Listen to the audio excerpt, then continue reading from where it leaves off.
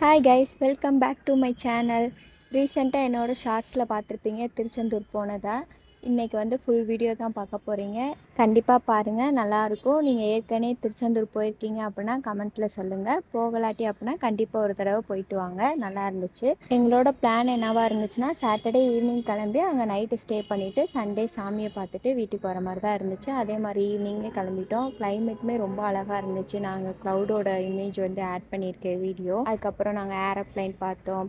ரொம்பவே நல்லா இருந்துச்சு. அன்றைக்கி டேவே ரொம்ப அழகாக இருந்துச்சு. அந்த மாதிரி இருக்கும்போது நடுவில் அங்கங்கே ஸ்டாப் பண்ணுவாங்கள்ல, ரொம்ப லாங் ட்ராவல்னால எங்களுக்கு வந்து ஸ்டாப் பண்ணியிருந்தாங்க. ஒரு இடத்துல ஸ்நாக்ஸ் வாங்கலாம் வாங்கிக்கலாம் அப்படின்னு. அதுக்கப்புறம் 5.5 ஹார்ஸ் கழித்து நாங்கள் ரீச் ஆகிட்டோம் கோவிலுக்கு. ரொம்பவே அழகாக இருந்துச்சு கோவில் சொல்லணுன்னா.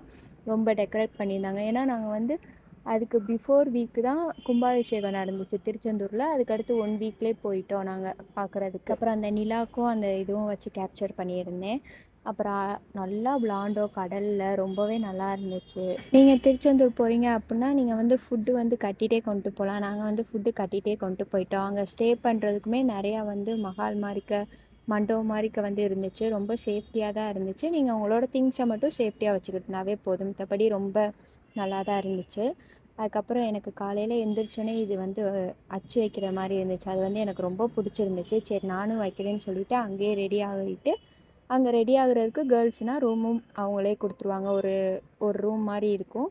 அதை வந்து நீங்கள் ரெடி ஆகிட்டு வந்துக்கலாம். அந்த மாதிரி இருந்துச்சு.